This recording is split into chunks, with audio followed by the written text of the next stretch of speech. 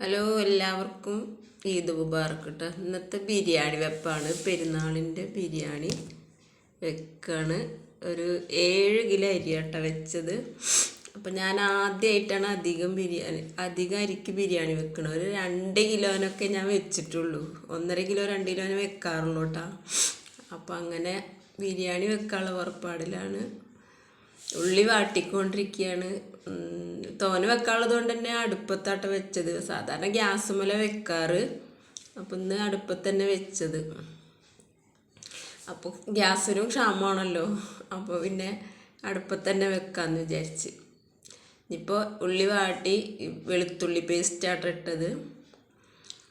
വെളുത്തുള്ളി പേസ്റ്റ് ഇട്ട് പിന്നെ ഇഞ്ചി പേസ്റ്റ് ഇട്ട് പിന്നെ പച്ചമുളക് അതിട്ട് എന്നിട്ടൊന്ന് വഴറ്റി തക്കാളി ഇട്ട് തക്കാളിയൊക്കെ ഇട്ട് അടുപ്പത്ത് ഉരുളി വെച്ചിട്ടാണ് ഉണ്ടാക്കണത്. ഞാൻ പിന്നെ ഇത് തക്കാളി ജ്യൂസാണ് കേട്ടോ. ഞാൻ സോസ് ഒഴിക്കാറുണ്ട്. തക്കാളി ടൊമാറ്റോ സോസ് ഒഴിക്കാറുണ്ട്. ഇതിപ്പോൾ അവർ പറഞ്ഞ് വേണ്ട, അത് സോസ് വേണ്ടെന്ന്. അപ്പോൾ ഞാൻ തക്കാളി ജ്യൂസാക്കി വെച്ചേട്ടാ. പിന്നെ മസാലകളൊക്കെ ഇട്ട് പട്ട കരയാൻ പോവുക. അതൊക്കെ ആദ്യമേ പൊടിച്ച് വെച്ചിട്ടുണ്ടായിരുന്നു കേട്ടോ. അതുകൊണ്ട് എന്നെ സാധനമൊക്കെ വീഡിയോ എടുക്കാൻ പറ്റിയിട്ടില്ല. മുന്നേ പൊടിച്ച് വെച്ചിട്ടുണ്ടായിരുന്നു. പിന്നെ ഇത് കുരുമുളക് മസാല പൊടിച്ച് ഇട്ടിട്ടുണ്ടായില്ല. അപ്പോൾ കുരുമുളക് പൊടിയാണ്.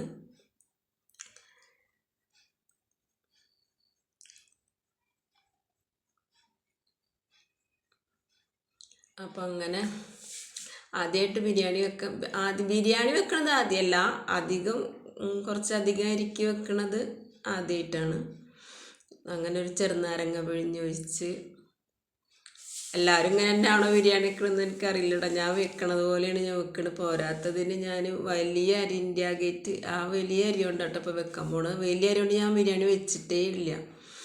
അപ്പോഴത്തേനും ഒരു അനിയത്തി കൊടുന്നതിൽ കുറച്ച് മഞ്ഞപ്പൊടി കൊടുന്നിട്ട് പിന്നെ വെള്ളിച്ചപ്പ പുതിനൊക്കെ ഉണ്ടായിരുന്നു, അതൊക്കെ ഇട്ട്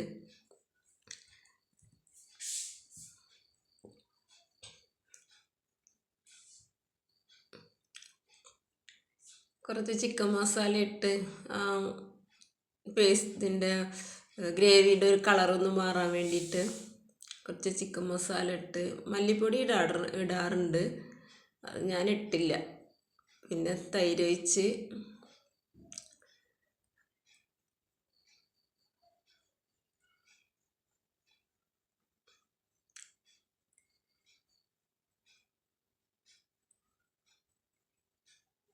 ഗ്രേവി റെഡി ആയിട്ടാ.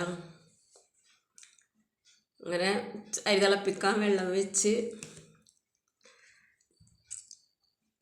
കുറച്ച് കല്ലുപ്പിട്ട്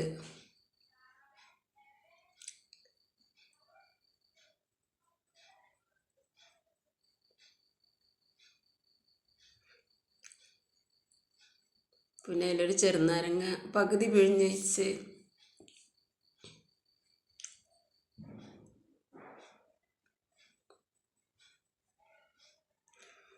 പിന്നെ അതിൽ കുറച്ച് പൊടിക്കാത്ത മസാല കുറച്ച് നമ്മൾ അതിലിട്ട് കൊടുത്തിട്ടുണ്ടായിരുന്നു കേട്ടോ. അരി വേവിക്കുമ്പോൾ അരി തിളപ്പിക്കാൻ വെച്ചപ്പോൾ ആ മസാല ഫുള്ള് ഇട്ടുണ്ടായിരുന്നു കേട്ടോ. അതിൽ പട്ടൊക്കെ ഏലക്കായി പിന്നെ ഒരു കുറച്ച് സൺഫ്ലവർ ഓയിൽ ഒഴിച്ചു കൊടുത്ത്. അരി എങ്ങാനൊന്ന് വേവേറി കഴിഞ്ഞാൽ തമ്മിൽ ഒട്ടാണ്ടിരിക്കാൻ വേണ്ടിയിട്ട് സൺഫ്ലവർ ഒഴിക്കുന്നത്. ചെറുനാരങ്ങ അതിന് വേണ്ടിയിട്ട് തന്നെയാണ് ഒഴിക്കുന്നത്. പിന്നെ ക്യാരറ്റ് കുറച്ച് കഷ്ണങ്ങളാക്കി അതിട്ട് അരി കുറച്ച് നേരത്തെ തന്നെ വെള്ളത്തിലിട്ട് വെച്ചിട്ടുണ്ടായിരുന്നു. അരി വലിയ അരിയാണ്. അത് ഞാൻ ആദ്യമായിട്ടാണ് വലിയ അരി കൊണ്ട് ബിരിയാണി വെക്കുന്നത്. ഞാൻ ചെറിയ അരി കൊണ്ടാണ് ബിരിയാണി വെക്കാറ്. അപ്പം നല്ല ചിരട്ടൊക്കെ ഇട്ട് കത്തിച്ച് വേഗം തിളച്ചു കിട്ടുക.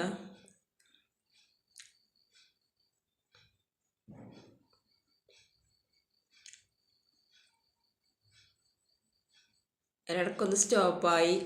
വീഡിയോ ഫോണിൻ്റെ കുഴപ്പമാട്ടോ ഒന്ന് സ്റ്റോപ്പായി വീഡിയോ എടുത്തത്. പിന്നെ ഊറ്റി ഞാൻ കുറച്ചൊക്കെ ഞാൻ 2 കയ്യിൽ ഓരോ കൊട്ട കയ്യിൽ പിടിച്ചിട്ട് ഊറ്റിയിട്ട് അപ്പോഴത്തേനും അവിടെ നിന്നൊരു ഒരാളെ വിളിച്ച് അങ്ങനെ 2 ആളും കൂടി അത് ഊറ്റിയെടുത്ത്.